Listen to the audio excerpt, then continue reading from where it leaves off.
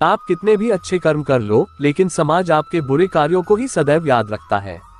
इसलिए लोग क्या कहेंगे ये सोचने से बेहतर है कि आप अपना कर्म करें। जन्म लेने वाले के लिए मृत्यु उसी प्रकार निश्चित है जितना कि मरने वाले के लिए जन्म लेना। इसलिए इस विषय पर शोक मनाना व्यर्थ है। गीता में कहा गया है, जो इंसान किसी की कमी को पूरी करता है वो सही अर्थों में महान होता है। तुम्हारे साथ जो हुआ वह अच्छा हुआ, जो हो रहा है वो भी अच्छा है, और जो होगा वो भी अच्छा होगा। गीता के अनुसार जिंदगी में हम कितने सही हैं और कितने गलत हैं ये केवल दो लोग जानते हैं, एक परमात्मा और दूसरी हमारी अंतरात्मा। जीवन का आनंद ना तो भूतकाल में है और ना भविष्यकाल में, बल्कि जीवन तो बस वर्तमान को जीने में है। जब तक शरीर है तब तक कमजोरियां तो रहेगी ही, इसलिए कमजोरियों की चिंता छोड़ो और जो सही कर्म है उस पर अपना ध्यान लगाओ।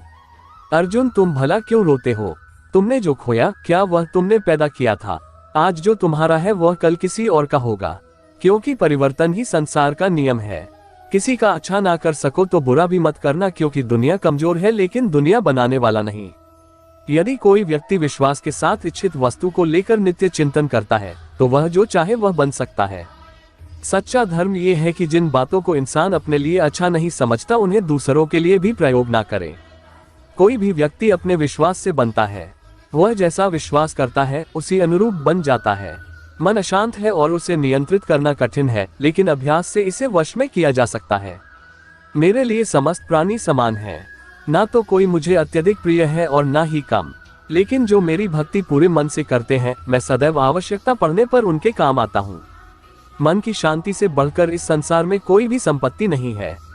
जो मनुष्य फल की इच्छा का त्याग करके केवल कर्म पर ध्यान देता है वह अवश्य ही जीवन में सफल होता है। कोई भी इंसान जन्म से नहीं बल्कि अपने कर्मों से महान बनता है। अपना, पराया, छोटा, बड़ा इत्यादि को भूलकर यह जानो कि यह सब तुम्हारा है और तुम प्रति एक के हो। बिना फल की कामनाएं ही सच्चा कर्म है। ईश्वर चरण में हो समर्पण वही केवल धर्म है।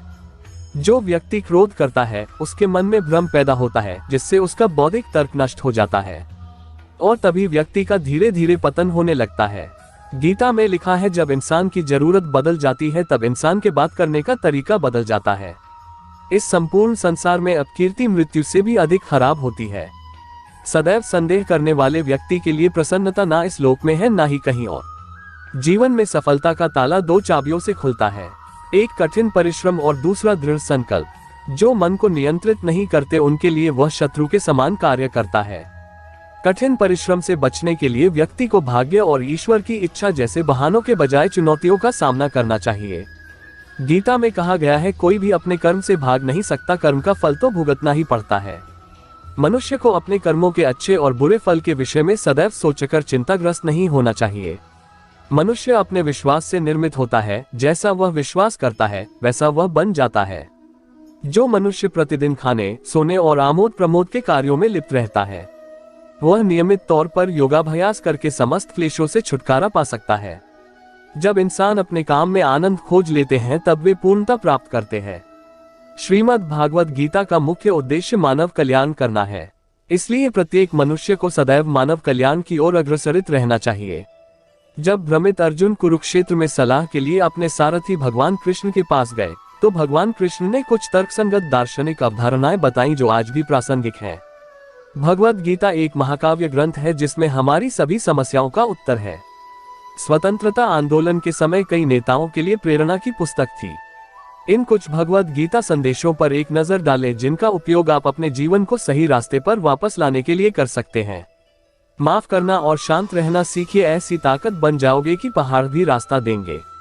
व्यक्ति को अपनी इंद्रियों को वश में रखने के लिए बुद्धि और मन को नियंत्रित रखना होगा। जो होने वाला है वो होकर ही रहता है और जो नहीं होने वाला वह कभी नहीं होता। ऐसा निश्चय जिनकी बुद्धि में होता है उन्हें चिंता कभी नहीं सताती है। किसी भी व्यक्ति को ना तो समय से पहले और ना ही भाग्य से अधिक कुछ मिलता है, लेकिन उसे सदैव पाने के लिए प्रयत्नशील रहना चाहिए। इंसान हमेशा अपने भाग्य को कोसता है, ये जानते हुए भी कि भाग्य से भी ऊंचा उसका कर्म है जिसके स्वयं के हाथों में है। व्यक्ति को आत्मज्ञान के माध्यम से संदेह रूपी अज्ञानता को समाप्त करना चाहिए। मैं उन्हें ज्ञान देता हूं जो सदा मुझसे जुड़े रहते हैं और जो मुझसे प्रेम करते हैं। सत्य कभी दावा नहीं करता कि मैं सत्य हूं, लेकिन झूठ हमेशा दावा करता है कि सिर्फ मैं ही सत्य हूं। परिवर्तन संसार का नियम है। समय के साथ संसार में हर चीज परिवर्तन के नियम का पालन करती है। हालांकि मैं भूत, भविष्य और वर्तमान काल के तीनों जीवों को जानता हूँ, लेकिन मुझे वास्तव में कोई नहीं जानता है। संयम, सदाचार, स्नेह, सेवा, ये गुण सत्संग के बिना नहीं आते। मनुष्य जिस रूप में ईश्वर को याद करता है, ईश्वर भी उसे उसी रूप में दर्शन देते हैं। अपने कर्तव्य का पालन करना ही प्रकृति द्वारा निर्धारित किया हुआ हो, वह कोई पास नहीं है। सज्जन व्यक्तियों को सदैव अच्छा व्यवहार करना चाहिए, क्योंकि इन्हीं के पद चिन्हों पर सामान्य व्यक्ति अपने रास्ते चुनता है। बुद्धिमान को अपनी चेतना को एकजुट करना चाहिए और फल के लिए इच्छा छोड़ देनी चाहिए। मन अवश्य ही चंचल होता है, लेकिन उसे अभ्यास और वैराग्य के माध्यम से वश में लाया जा सकता है। इंद्रियों की दुनिया में कल्पना सुखों की प्रथम शुरुआत है और अंत भी जो दुख को जन्म देता है। इस संपूर्ण संसार में कोई भी व्यक्ति महान नहीं जन्मा होता है, बल्कि उसके कर्म उसे महान बनाते हैं। जीवन में कभी गुस्सा या क्रोध ना करे, यह आपके जीवन के ध्वंस कर देगा। हे पार्थ, मैंने और तुमने अपने कर्तव्यों को निभाने के लिए धरती पर कई अवतार लिए हैं, लेकिन मुझे याद है और तुम्हें नहीं। वासना, क्रोध और लालच नरक के 3 दरवाजे हैं। जो मनुष्य जिस देवता की विश्वास के साथ भक्ति करता है, मैं उस व्यक्ति की उसी देवता में दृढ़ता बढ़ा देता हूँ। सभी काम छोड़कर बस भगवान में पूर्ण रूप से समर्पित हो जाओ, मैं तुम्हें सभी पापों से मुक्त कर दूंगा। कर्म करो, फल की चिंता मत करो, भगवद गीता का सबसे बुद्धिमान संदेश है। आज हम केवल पैसे, बेहतर घर, कार और सुरक्षित भविष्य के लिए काम कर रहे हैं। हम इतने लक्ष्य चालित हैं कि हम सब कुछ परिणाम के बारे में सोचकर ही करते हैं। यह एक ऐसी चीज है जिससे हमें बचना चाहिए, केवल इसलिए कि यदि अपेक्षाएं पूरी नहीं होती हैं तो दर्द अवश्यंभावी है। इसलिए काम करते रहें और बदले में कुछ भी उम्मीद न करें। जो व्यक्ति मैं और मेरा इत्यादि की भावना से मुक्त हो जाता है, उसे जीवन में शांति की प्राप्ति होती है। आत्मज्ञान की तलवार से काटकर अपने हृदय के अज्ञान के संदेह अलग कर दो। अनुशासित रहो, उठो और कार्य करो।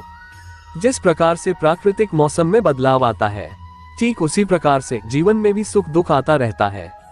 वह कभी स्थायी नहीं रहते हैं। इस जीवन में ना कुछ खोता है, ना व्यर्थ होता है। जो लोग परमात्मा को पाना चाहते हैं, वह ब्रह्मचर्य का पालन करते हैं। भगवान श्री कृष्ण कहते हैं कि मैं इस संसार की सुगंध हूँ, अग्नि की ऊष्मा हूँ और समस्त जीवित प्राणियों का आत्म संयम हूँ। बुद्धिमान व्यक्ति कभी भी कामुक सुख में आनंद लेते हैं। वह सदैव मोक्ष की प्राप्ति में लगे रहते हैं। वह जो सभी इच्छाएं त्याग देता है, उसे शांति की प्राप्त होती है। संपूर्ण संसार में जब अधर्म और पाप बढ़ता है, तो मैं धर्म की पुनः स्थापना के लिए धरती पर अवतार लेता हूँ। जैसे अंधेरे में प्रकाश की ज्योति जगमगाती है, ठीक उसी प्रकार से सत्य की चमक भी कभी फीकी नहीं पड़ती। इसलिए व्यक्ति को सदैव सत्य बोलना चाहिए। मैं सभी प्राणियों के हृदय में विद्यमान हूँ। जो व्यक्ति मृत्यु के दौरान मेरा नाम लेता है, वह सदैव मेरे ही धाम को प्राप्त होता है। इसमें कोई शक नहीं है। ऐसा कुछ भी नहीं, चेतन या अचेतन, जो मेरे बिना अस्तित्व में रह सकता हो। परिवर्तन ही इस संपूर्ण संसार का नियम है। इसलिए व्यक्ति को कभी अपने वर्तमान पर घमंड नहीं करना चाहिए। जिसने जन्म लिया है उसकी मृत्यु निश्चित है और मृत्यु के पश्चात पुनर्जन्म भी निश्चित है। मनुष्य का संपूर्ण शरीर 5 तत्वों से मिलकर बना है: अग्नि, जल, वायु, आकाश और पृथ्वी। और अंत में उसके शरीर को इन्हीं 5 तत्वों में ही विलीन हो जाना है। व्यक्ति को अपने आप को सदैव ईश्वर को समर्पित कर देना चाहिए, तभी वह दुखों, चिंता और परेशानियों से मुक्त रह सकता है। प्रत्येक बुद्धिमान व्यक्ति को क्रोध और लोभ त्याग देना चाहिए, क्योंकि इससे आत्मा का पतन होता है। तुम बिना किसी कारण की चिंता करते हो और बेवजह ही घबराते हो। तुम तो आत्मा हो, जिसे ना तो कोई मार सकता है और ना ही जला सकता है। यही जीवन की सच्चाई है, जिसे प्रत्येक व्यक्ति को जानना चाहिए।